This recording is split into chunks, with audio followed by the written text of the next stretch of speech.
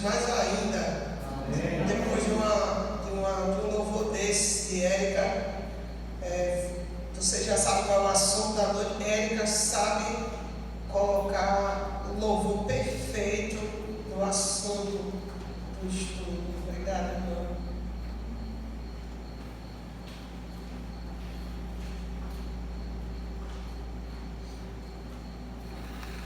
Eu vou imitar Davi hoje. Eu vou começar com uma pergunta. O amor da Bíblia, o amor perfeito da Bíblia, ele é chamado de caridade. E esse sermão começa com uma pergunta. Para vocês, o que é caridade? Falem aí para mim. O que é caridade? O que é ser uma pessoa caridosa? A Fátima disse fazer o bem ao próximo. Quem mais quer? Falava muito que Madre Teresa era caridosa. Porque ela fazia trabalhos voluntários e nunca pediu nada em troca, né? Tudo bem. Fazer para as pessoas e não esperar nada em troca, né? Ela dedicou sua vida para cuidar das pessoas, né? E eu já vi alguma coisa sobre ela, já li reportagens sobre ela, de que ela defendia muitas crianças, né? A questão não defendia crianças abandonadas, algo assim. Deixa eu falar no microfone mais baixo, muitos abrigos para crianças, né, abandonadas. Então, quem mais quer falar alguma coisa sobre caridade ou sobre ser caridoso? O que é que você, quando alguém diz a palavra caridade, o que é que vem à sua cabeça? Está certa a resposta do irmão Fábio? Está certa a resposta do irmão Andécio? Quem mais quer falar? Luizinha quer falar? Fazer o bem sem olhar quem, né? Caridade. Muito bem. O que é ser caridoso e o que é caridade? Então, como vocês disseram, hoje em dia o sentido de caridade, as pessoas sempre olham muito isso, é ajudar os pobres, é ajudar os necessitados, né? É fazer muitas vezes por quem a gente nem conhece ou por quem a gente não espera nunca receber retribuição, porque é uma pessoa que não tem recurso financeiro e que a gente sabe que provavelmente aquela pessoa nunca vai ter com que nos recompensar, né? Mas aqui diz que originalmente a caridade tem um sentido muito mais amplo. E agora ela tem esse sentido moderno, só de ajudar as pessoas, né? Quando se pensa em uma pessoa que tem a qualidade da caridade, dar aos pobres é uma coisa óbvia que essa pessoa faz, é dar a alguém necessitado, né, dar às pessoas pobres o que elas estão precisando. E foi assim que as pessoas passaram a falar como se tudo isso, como se só isso fosse a caridade. Aí faz uma comparação aqui, que aí entra no mérito do meu dia a dia na sala de aula, né? Quando eu tenho que trabalhar sobre poesia, sobre o que é poema e tal, aí eu tenho que dar aula sobre isso. Aqui diz que, semelhante a isso, a rima é a coisa mais óbvia da poesia. Ou seja, quando você pensa em poesia, você pensa em rima. Rima é quando aquelas palavras no final dos versos têm o mesmo som, e isso dá uma musicalidade. Por isso que é tão bonito escutar poesia, né? Alguém declamando um poema. Mas a rima não é só. Poema não é só rima. Envolve um monte de coisas, né, Léo? A gente sabe as figuras de linguagem e tal, que a gente também encontra em livros como os de Ellen White. Então a poesia é muito mais coisa. A rima é só uma marca mais assim vista. Então, na caridade, muito poética. Os livros de Jó, Salmos, Provérbios, Cantares, Eclesiastes e Lamentações de Jeremias são livros poéticos. E a gente não encontra rimas ali, porque foi traduzido, porque é uma linguagem antiga, né? De muitos anos antes de Cristo, de um outro país, de outra região, de outro lugar. Mas porque é rico em figuras de linguagem, em palavras que significam outra coisa, né? Então, a caridade significa amor cristão, certo? Mas o amor no sentido cristão não se refere a nenhuma emoção. E vamos agora para o texto bíblico que nós vamos meditar nessa noite. Isaías 1, 16 e 17. Isaías, o profeta do Antigo Testamento, um dos maiores profetas com livros na Bíblia, o profeta canônico, ou seja, que o livro dele foi incluído na Bíblia, né? Capítulo 1 logo. Chega a dizer que o livro dele é uma Bíblia na Bíblia. Exatamente. É uma mini Bíblia, porque a Bíblia tem 66 livros e o livro de Isaías tem 66 capítulos. E os estudiosos dizem que os 39 primeiros capítulos de Isaías focam muito no Antigo Testamento. E os novos é o Messias. Então é o novo. É uma mini Bíblia, o livro de Isaías, capítulo 1. Esperar todo mundo encontrar.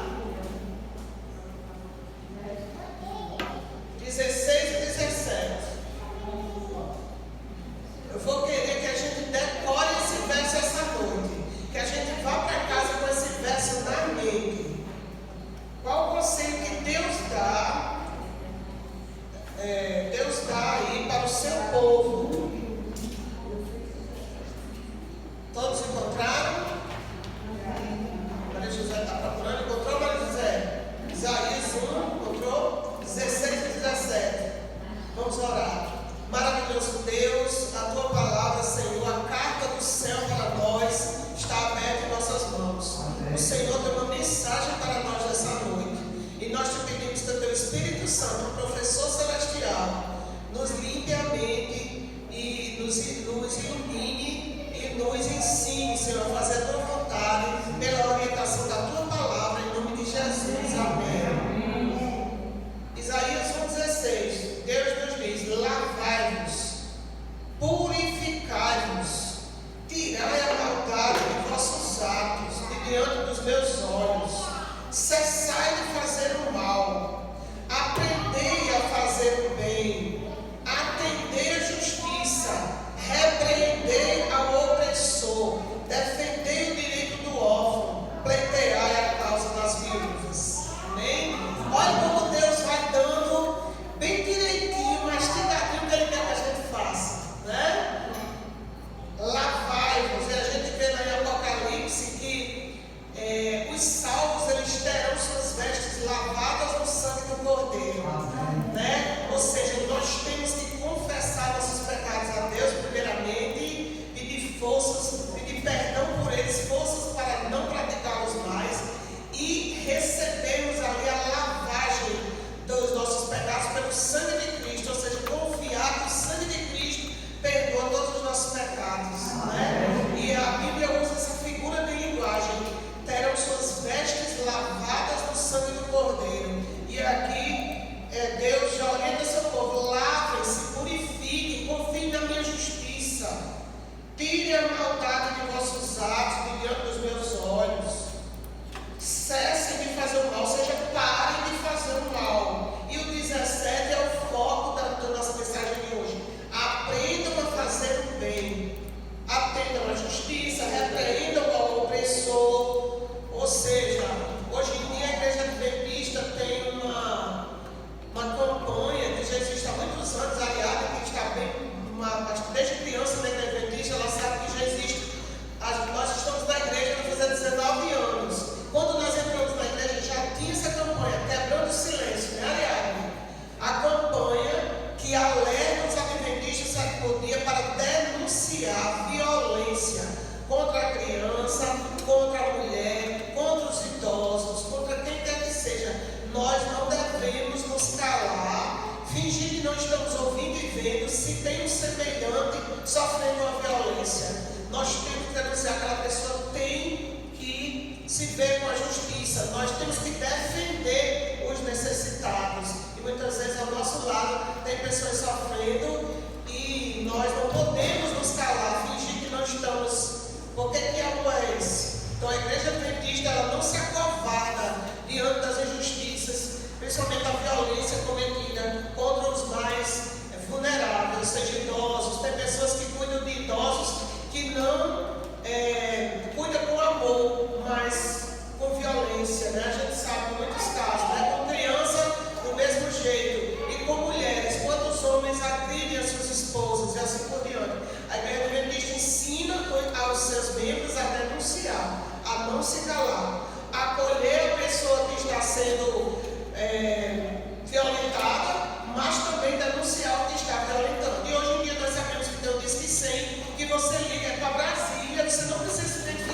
você vai dar todos os dados que você tem da pessoa que está sendo violentada, de quem está violentando, você não precisa dizer quem é você.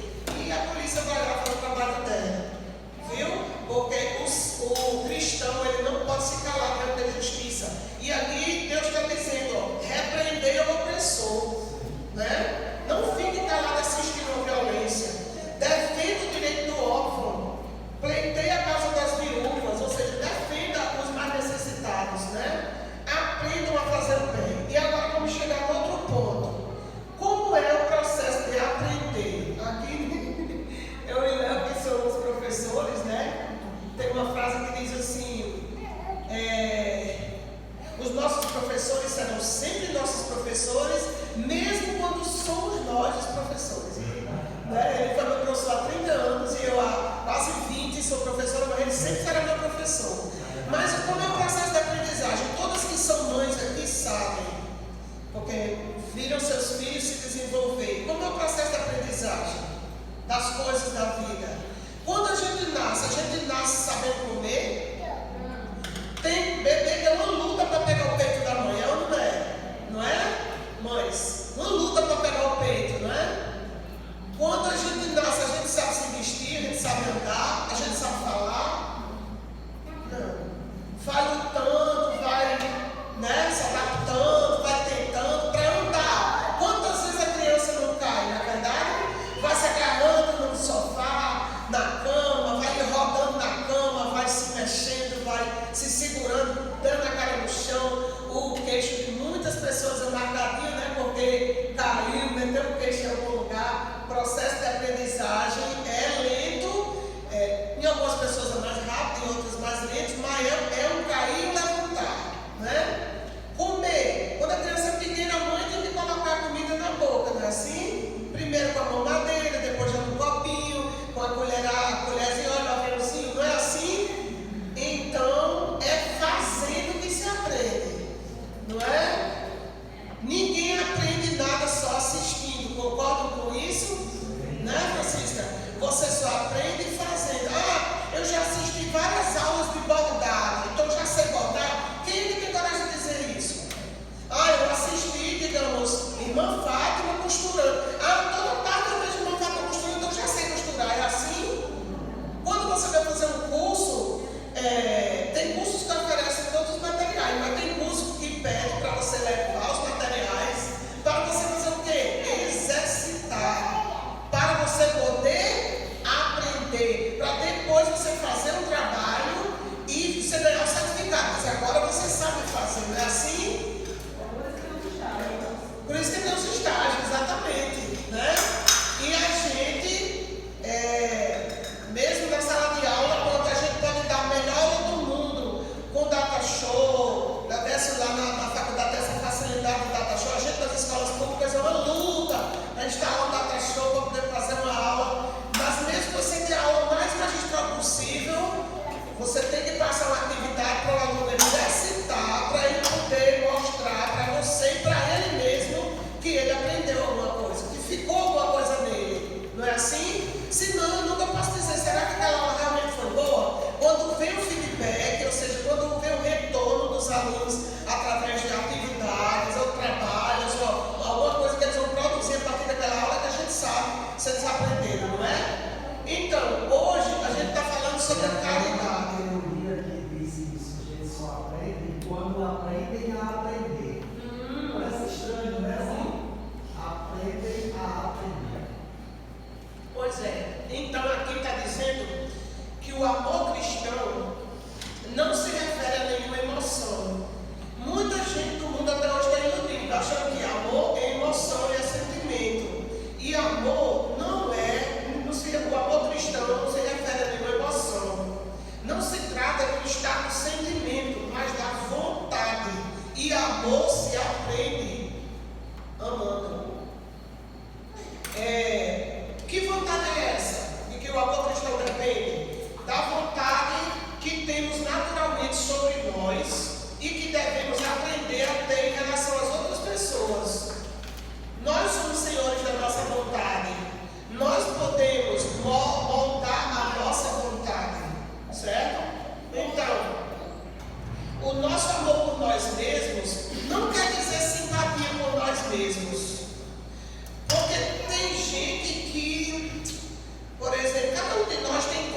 nós mesmos não simpatizamos em nós. Não gosto disso, eu não gosto de ser assim, mas a gente faz tudo por a gente, não é? A gente faz tudo para o nosso bem. Nós queremos sempre o nosso próprio bem, mesmo que a gente lute a vida inteira contra os nossos defeitos. E tem muita coisa em cada um de nós, eu acredito que vocês sejam como eu, que não gostam de muitas coisas de mim mesmo, mas a gente quer sempre o nosso bem, né? Por quê? Porque temos saúde mental. Somente a pessoa que está com a saúde mental debilitada e uma depressão profunda é que pode querer a morte, né? Acabar com a sua própria vida.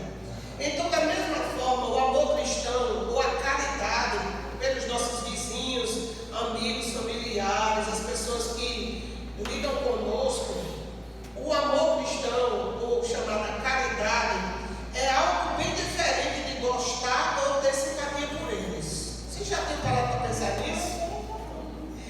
Nós gostamos e simpatizamos com certas pessoas e com outras não. É ou não é verdade? Tem pessoas que quando você bate o olho da pessoa e diz, meu santo bateu com o mundo daquela pessoa. Eu gostei de você de cara. Você não sabe como é o caráter da pessoa nem nada, mas você gosta da pessoa de graça. E já tem gente que é o contrário. A gente luta para gostar daquela pessoa. Tem gente, inclusive, que gosta de mim, fala comigo, não há alegria, eu não sinto que a pessoa está sendo falsa, a pessoa toda vez que me encontra fala, mas fecha comigo, eu não consigo gostar daquela pessoa. Meu Deus, o que é isso? Que humanidade é essa? Que limitação é essa? Mas é assim com todo mundo, tem pessoas que a gente não consegue gostar. E aqui está dizendo o seguinte, é importante entender que esse simpatizar natural não é nem um pecado nem uma virtude, é só uma característica humana. Assim como não é pecado nossas preferências alimentícias. Tem gente que gosta de cuscuz, tem gente que não gosta. E você não pode classificar aquela pessoa como tem gente que gosta de feijão e tem gente que não gosta. É uma luta para comer feijão, não é? Mas isso é apenas um fato. Isso é até uma marca daquela pessoa. Mas é claro que nossas atitudes com relação a esses gostos podem ser pecaminosas ou virtuosas. As nossas atitudes com relação a esses gostos podem ser pecaminosas ou virtuosas. Preste atenção. Então, se eu gosto muito de uma coisa, eu vou comer só aquilo. E se eu não gosto muito de uma comida, mas eu sei que aquela comida me faz bem, eu não vou, pouco a pouco, dizer para minha mente, eu preciso comer feijão pelo menos 1 ou 2 vezes por semana, porque eu preciso do ferro para o meu corpo, não é assim? Vou procurar um tipo de feijão que eu possa comer melhor. Tem gente que gosta mais de preto, tem gente que gosta mais de feijão verde, outros gostam mais de feijão macaça, outros de feijão gordo. Vou procurar um tipo de feijão que eu possa comer pelo menos 2 vezes por semana. Por quê? Porque eu quero melhor para mim. Não é assim? A gente não domina a nossa vontade, até porque senão daqui a pouco você vai ter que tomar remédio, porque você vai ficar com anemia, não é assim? Então, está dizendo que com as pessoas deve ser do mesmo jeito. Com as pessoas que eu simpatizo, eu tenho que fazer por elas, pelo dever cristão, porque eu quero construir o amor na minha vida, a caridade verdadeira. Mas para as pessoas que eu não simpatizo, elas também são o alvo do amor de Cristo e devem ser o alvo do meu amor. E o amor cristão, ele não é fundamentado em sentimento. Ele é fundamentado na minha vontade, na minha decisão de fazer por aquela pessoa que Jesus faria. Amém? Amém. Olha só. Aqui diz, olha, muitas vezes é nosso dever estimular em nós o gosto por exercícios ou pela comida saudável. Não porque essa seja a virtude da caridade, mas porque é uma forma de nos ajudar a alcançá-la. Né?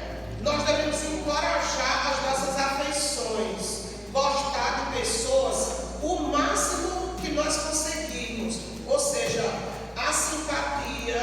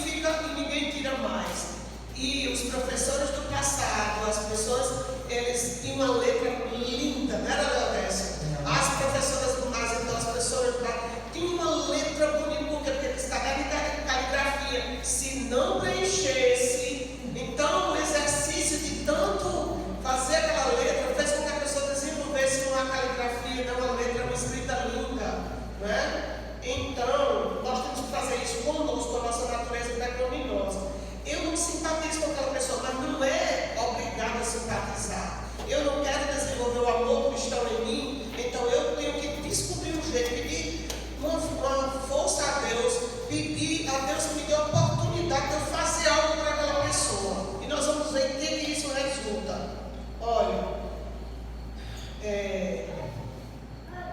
por outro lado, é necessário a gente se manter muito atento ao perigo de que nossa simpatia por alguém nos impeça de ser caridosos ou até injustos com os demais. Às vezes a gente ajuda tanto uma pessoa que a gente gosta que a gente esquece as outras que estão ao redor, que estão necessitando da nossa ação, da nossa visita, do nosso olhar, do nosso ombro. Tem pessoas que se dedicam tanto a outras que esquecem todas as outras pessoas, né? Então aqui está dizendo que a gente tem que estar se policiando de não dar preferência de mais uma pessoa esquecendo das outras. Há casos em que nossa simpatia entra em conflito, certo? Com nossa caridade, ou seja, o amor cristão, no que diz respeito à pessoa da qual gostamos, ou às pessoas das quais nós gostamos mais.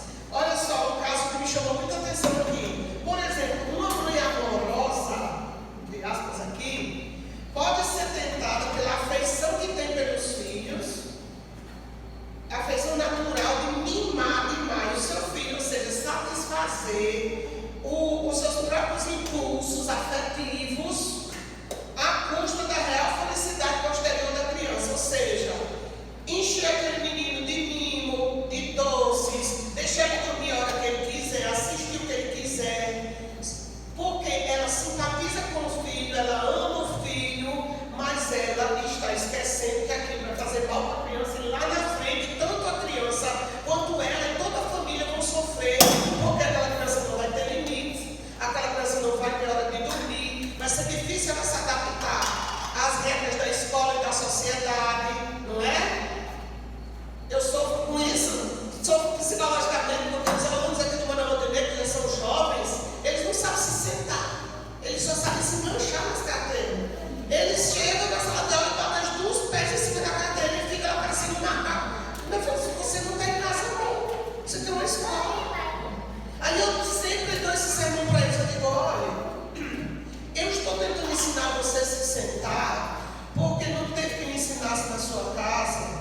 E é melhor ensinar aqui e você aprender aqui do que você ser repreendido por um juiz de direito, por um oficial de justiça, por um delegado, pela diretora de uma faculdade. Porque eu já vi duas pessoas serem repreendidas, uma lá no fórum e outra lá na faculdade, ainda é, pela diretora da faculdade. E a pessoa ficou branca igual essa parede. Já pensou se está ali a professora que é diretora da faculdade, da instituição de ensino que você faz parte, ela entrar, você está sentado no banco ali de entrada com o pé em cima e ela chega e sei qual, você pé embaixo. E você está sujando, você está usando de forma indevida o banco da faculdade. Esse banco não é feito para você colocar o pé. E lá no fórum, ouvi o oficial de justiça dizer, tira ali o pé da parede, você está sujando. Aí não foi feito para colocar o pé. Então eu estou ensinando. Então, nós estamos fazendo aqui um apanhado, mostrando que, às vezes, a simpatia demasiada por alguém faz você estragar aquela pessoa. O amor demasiado de algumas mães, de algumas famílias, deixa os filhos à vontade, sendo que lá na frente eles vão sofrer. Por quê? Porque não foi dado a eles limites, não foi ensinado, meu filho, não exagere no doce, né? Deixa para chupar esse docinho de tarde, depois que você almoçar, porque senão você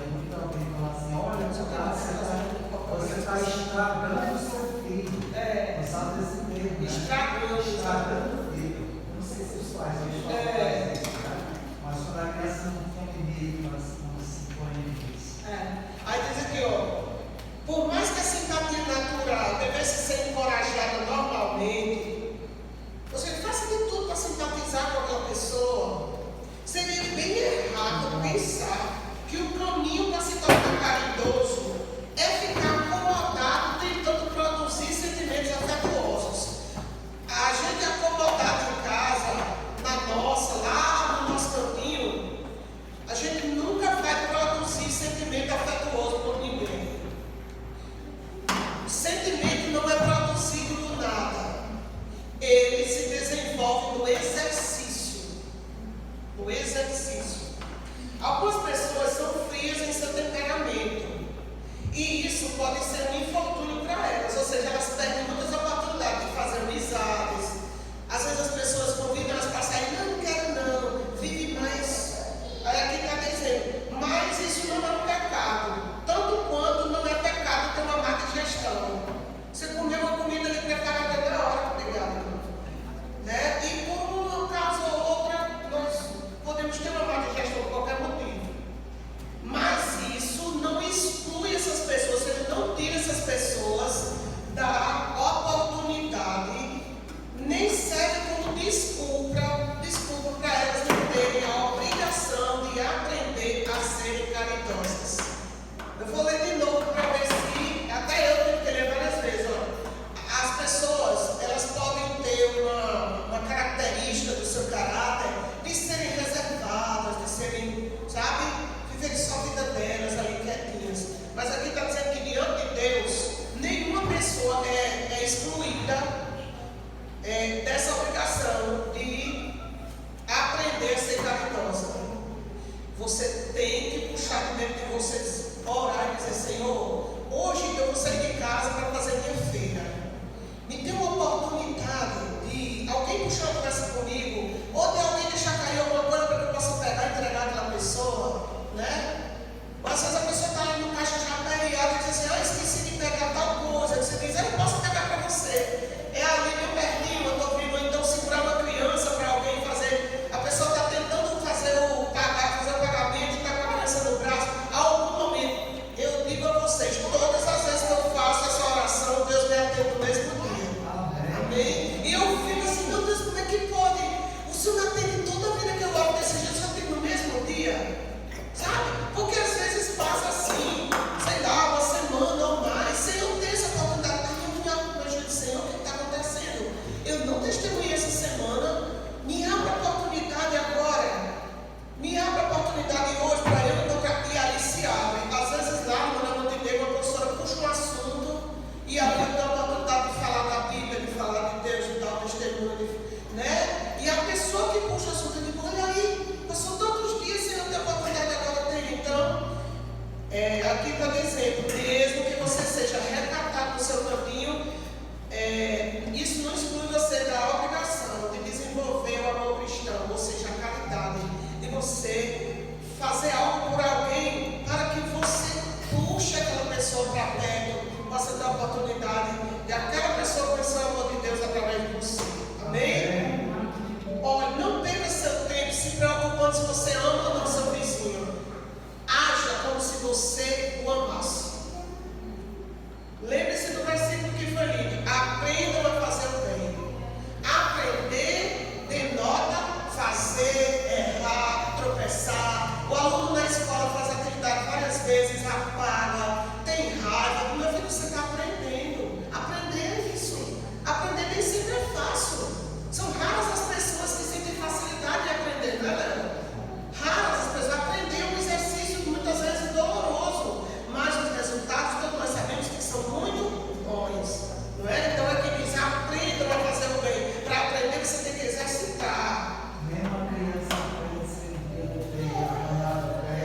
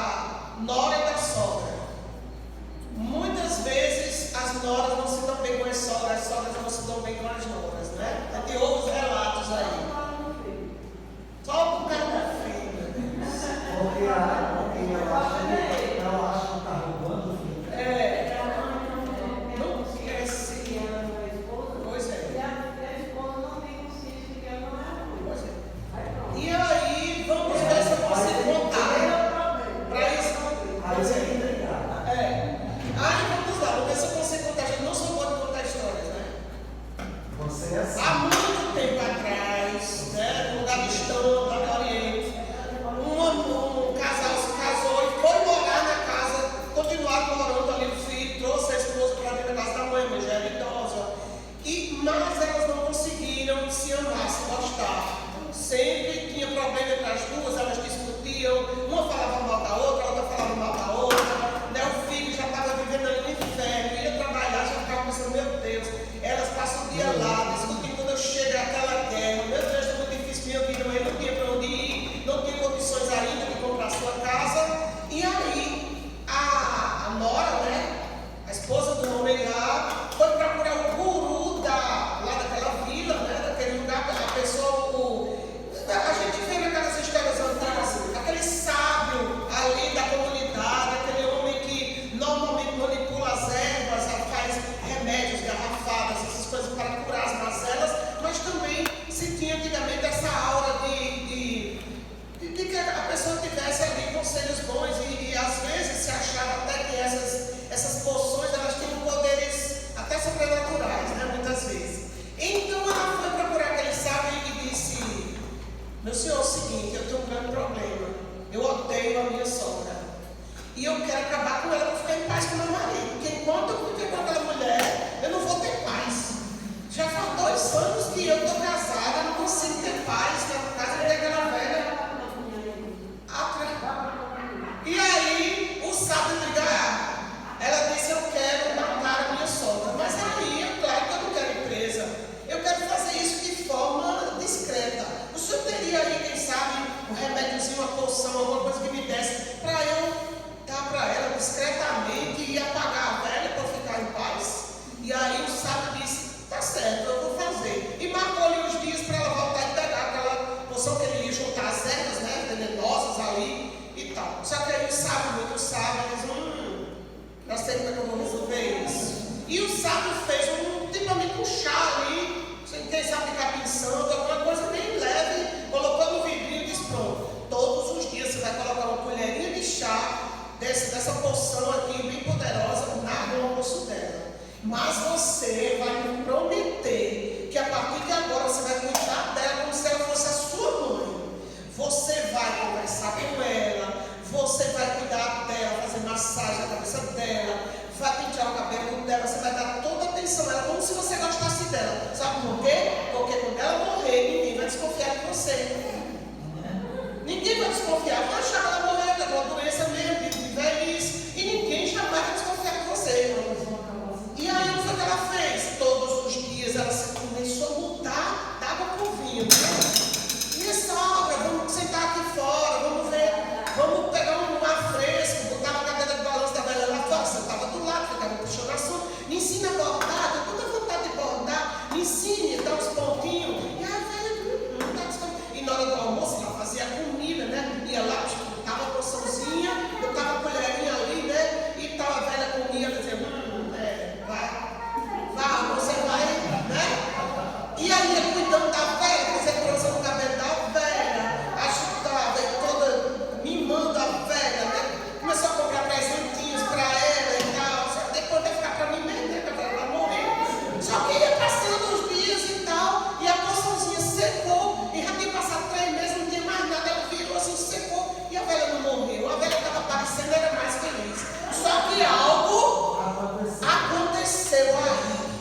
Sabe o que foi? Ela voltou lá no sábio e disse assim: agora eu tenho outro grande problema. A poção acabou.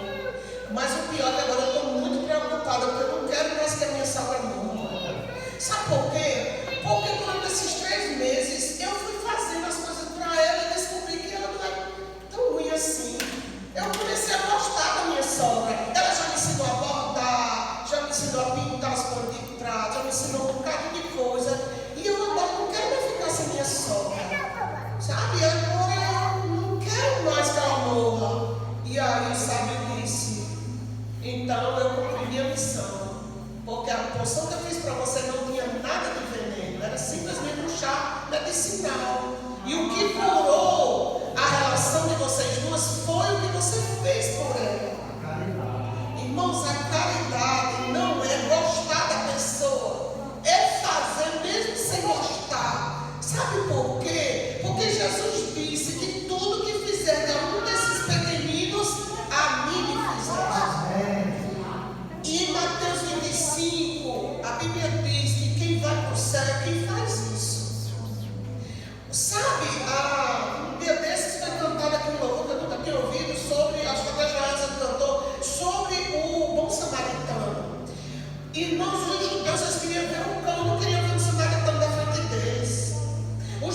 desprezava o samaritano. O judeu não olhava para o samaritano. Quem sabe quando ele viu o samaritano, cuspia para o outro lado, virava a cara.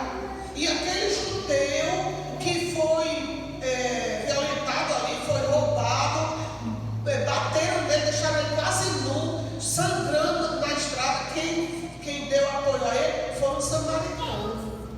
E Jesus passou da cara do povo de Israel e dos líderes, mostrando que aquele tinha sido próximo daquele outro. Quem tinha sido próximo daquele judeu tinha sido samaritano. Nós precisamos ser os próximos das pessoas. Nós precisamos ser a mão de Deus. Tem um louvor que diz que Jesus está no céu, mas hoje nós somos as mãos de Cristo aqui na terra. Nós somos os pés de Cristo aqui. Nós somos o corpo de Cristo. A igreja é o corpo de Cristo. Nós aqui temos que fazer a obra hoje aqui. E Deus quer implantar o seu amor no nosso coração. É a gente exercitando esse amor. Não é a gente ficando em casa só orando, não. Hoje eu estava lendo trechos de Ellen White, no caso Ellen White diz: aquele que só ficar orando e não agir, brevemente ele deixará de orar. Nós temos que fazer algo. Eu peço ao Senhor Castro que prepare aquele louvor bem bonito. Saberão quem nós somos pelo amor, certo? Sempre que fazemos o bem ao outro, só porque se trata de um ser humano como nós, criado por Deus, e desejamos a felicidade dele como nós desejamos a nossa, nós devemos ter aprendido a amar um pouco mais, pelo menos a desgostar um pouco mais dele. Nós aprendemos a desgostar menos das pessoas e fazendo por elas. Amém, irmãos? A diferença entre o cristão e o ímpio não é que o ímpio tem apenas afeições ou simpatias e o cristão somente caridade. A pessoa não cristã, ela é legal com as pessoas porque gosta delas. Mas o cristão, tentando ser legal com todos, acaba gostando de cada vez mais pessoas ao longo do tempo. Amém? Porque Deus coloca isso no nosso coração. Inclusive pessoas das quais ele não conseguia gostar no começo. Deus é quem vai fazer isso. Então, irmãos, haja como se você sentisse amor. Não fique tentando fabricar sentimentos do nada. Certo? Então, aqui diz assim, pergunte-se a si mesmo: se eu tivesse certeza de que amo a Deus, o que eu faria? Quando encontrar a resposta, vale e haja de acordo. Faça o que Jesus faria. O amor de Deus por nós é um assunto sobre o qual se deve refletir com muito mais cuidado do que nosso amor por Ele. Então, isso é uma questão de vontade. Se estivermos tentando fazer a sua vontade, estaremos obedecendo ao seu mandamento. Ame o Senhor, seu Deus, de todo o teu coração e ao próximo como a ti mesmo. E eu quero encerrar com o verso de João 13:35 e logo após Felipe vai colocar: saberão que nós somos pelo amor. João Evangelista, o Evangelho de João 13:35, para nós encerrar. Nós começamos com Isaías 1:16 e 17 e encerramos com João 13:35. 13:35.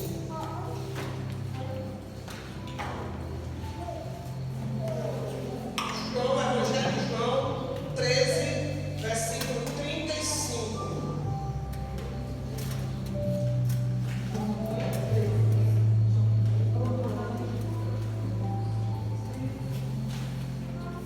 Lembre do louvor de Éricas.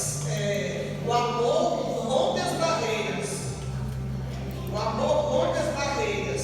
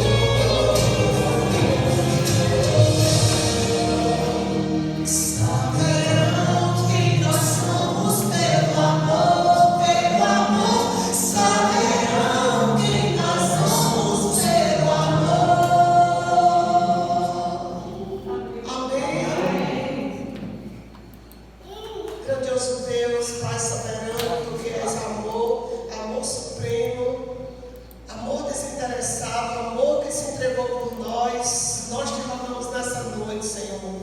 Faz de nós instrumentos do teu amor.